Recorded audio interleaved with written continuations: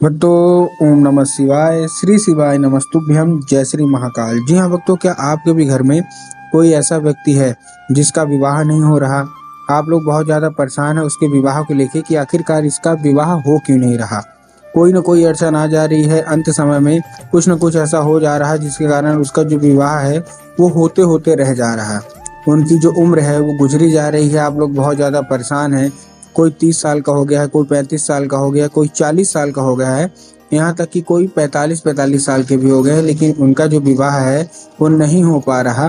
तो ऐसे में कौन सा उपाय करें ताकि जो उनका विवाह है वो हो जाए, आज की इस वीडियो के माध्यम से हम आपको बताने वाले हैं। तो क्या करना है, कैसे करना है, पूरा आपको समझाने वाला हूँ आज की इस वीडियो के माध्यम से। तो उपाय पूरा सुनिएगा, अच्छे से उपाय करिएगा। अगर आपने आज का ये उपाय ध्यान से सुन के अच्छे से कर लिया तो 100% है कि आपकी जो कोई भी इच्छा है, जो कोई मनोकामना है, जो कुछ भी आप चाहते हैं, सारी की सारी मनोकामना अवश्य रूप से पूरी होगी ही होगी।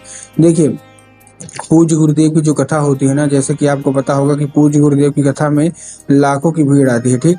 और जितनी भी भीड़ आती है लाखों की गुरुदेव की कथा में, वो क्या करते हैं, उनको जब अपनी मनोकामना गुरुदेव तक पहुंचानी होती है तो वो क्या करते हैं, पत्र के द्वारा अपनी मनोकामना गुरुदेव तक पहुंचाते हैं। तो अभी 7-8 महीने पहले की बात है, गुरुदेव की कथा चल रही थी और गुरुदेव की कथा में लाखों की भीड़ आई। जब गुरुदेव की कथा में लाखों की भीड़ आई तो वहाँ जितने भी भक्त थे ना, उन्होंने क्या किया, पत्र के द्वारा, मतलब कुछ तो भक्त थे जिन्होंने पत्र के द्वारा अपनी मनोकामना गुरुदेव तक पहुंचाई। जब गुरुदेव ने देखा कि बहुत सारे लोगों की पत्र आए, तो जब गुरुदेव ने उसको देखा तो बहुत सारे लोगों का एक ही मतलब प्रश्न था। बहुत सारे लड़का लड़की थे या बहुत सारे जो माता पिता थे, उनका एक ही प्रश्न था कि गुरुदेव, हमारा जो बच्चा है या गुरुदेव हमारी जो बच्ची है, इनके विवाह नहीं हो रहा, कृपया करके कोई उपाय बता दें ताकि जो इनका विवाह है वो हो जाए। हम लोग बहुत ज़्यादा परेशान हैं। इनकी जो उम्र है वो गुजरी जा रही है, 40-40 साल के भी हो गए हैं, लेकिन इनका जो विवाह है वो होने का नाम नहीं ले रहा, कृपया करके कोई उपाय बता दें। जब गुरुदेव ने ये देखा तब गुरुदेव ने 2 से 3 उपाय बताए और कहा, केवल और केवल ये उपाय कर लेना, तुम्हारा जो भी बच्चा है ना, जिसका विवाह में अड़चनें आ रही हैं, अवश्य रूप से उसका जो विवाह है वो होगा ही होगा। जब गुरुदेव ने ये उपाय बताया तो लोगों ने जा जाके इस उपाय को अपने घर में किया। 2 से 3 उपाय बता दिए गुरुदेव ने, लोगों ने जा जाके इस उपाय को अपने घर में किया। अब जैसे ही लोगों ने जा जाके इस उपाय को अपने घर में किया, मात्र 1 से 1.5 महीने बाद वही लोग गुरुदेव की कथा में वापस आए। अब जब वो लोग गुरुदेव की कथा में वापस आए तो उन्होंने फिर से गुरुदेव को पत्र लिखा, लेकिन ये वाला जो पत्र था ये गुरुदेव को धन्यवाद के रूप में पत्र था कि गुरुदेव धन्य हो आपका, आपके द्वारा बताया गया उपाय हमने कर लिया है। हमारे घर का जो भी बच्चा था जिसका विवाह में अड़चनें आ रही थी, उसका विवाह सर्वगुण संपन्न हो गया है, मतलब पक्का हो गया है। आपका कोटि कोटि धन्यवाद, और हम आपको आज आमंत्रित करने आए हैं। तो देखिए, जो लोग, आपको भी अगर जानना है कि आखिर ऐसा कौन सा उपाय है जिसको करने मात्र से लोगों के जो मनोकामना होता है पूरा हो जाता है, और जो विवाह नहीं हो रहा होता है वो विवाह भी हो जाता है, पक्का हो जाता है, आखिर ऐसा कौन सा उपाय है?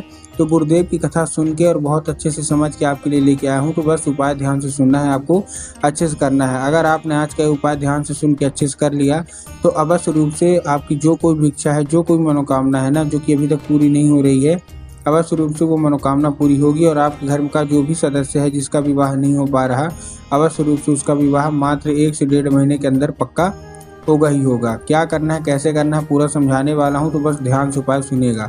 देखिए, पूज्य गुरुदेव की जो कथा होती है ना, जैसे कि आपको पता होगा कि पूज्य गुरुदेव की कथा में लाखों की भीड़ आती है, और जब गुरुदेव की कथा में लाखों की भीड़ आती है तो वहाँ जितने भी भक्त रहते हैं वो क्या करते हैं, पत्र के द्वारा अपनी मनोकामना पहुँचाते हैं, ठीक है।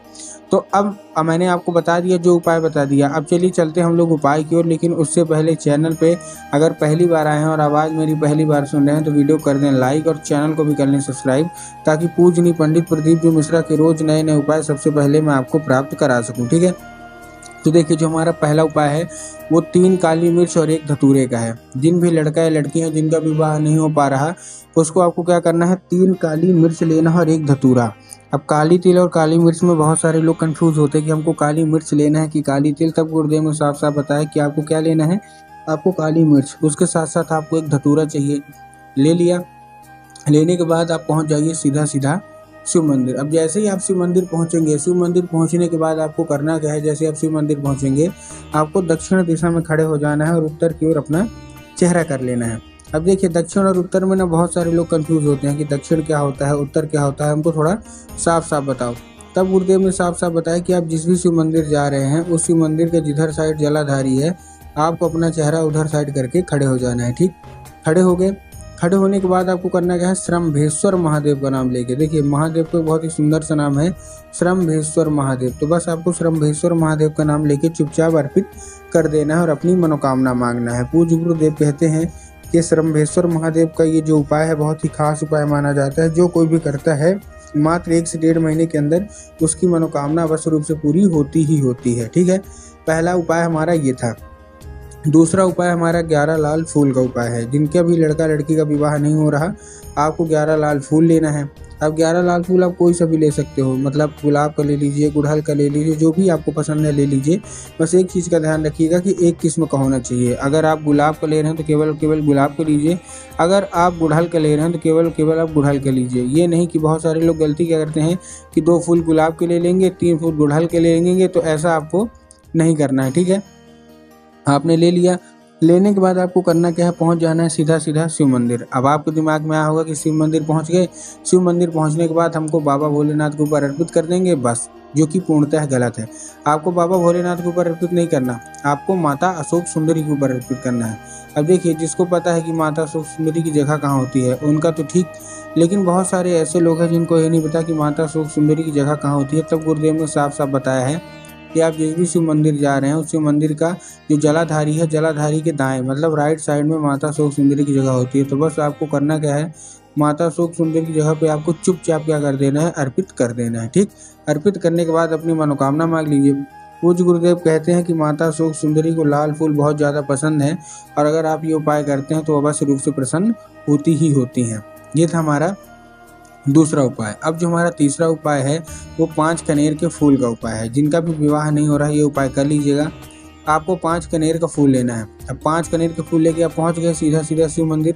ठीक, पहुंचने के बाद आपको करना क्या है, अलग अलग जगह आपको अर्पित करना है। पहला जो फूल होगा वो बाबा भोलेनाथ की शिवलिंग पर अर्पित होगा, कुंदकेश्वर महादेव का। कौन से महादेव का एक नाम है कुंदकेश्वर, तो बस आपको कुंदकेश्वर महादेव का नाम लेके अर्पित करना है पहला। जो दूसरा फूल है वो आपको कहाँ अर्पित करना है, वो आपको अर्पित करना है माता अशोक सुंदरी की जगह पे, जो मैंने अभी आपको बताया।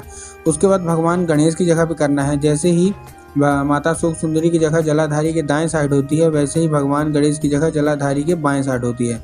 तो तीसरा फूल आपको वहाँ अर्पित करना है। जो हमारा चौथा फूल है वो आपको जलाधारी में अर्पित करना है, जहाँ स्वयं माता पार्वती का वास होता है। तो आपको चौथा फूल वहाँ अर्पित करना है। उसके बाद आपके पास आखिरी फूल बच रहा है, वो आपको हस्तकमल में, जो माता पार्वती का हस्तकमल होता है जहाँ से शिवलिंग उठा हुआ होता है, तो बस आपको क्या करना है, आपको आखिरी फूल बस वहीं अर्पित कर देना है बस। पूज्य गुरुदेव कहते हैं बस एक बार ये उपाय करके देखिए, आपका जो भी विवाह रुका है वो अवश्य रूप से विवाह होगा ही होगा।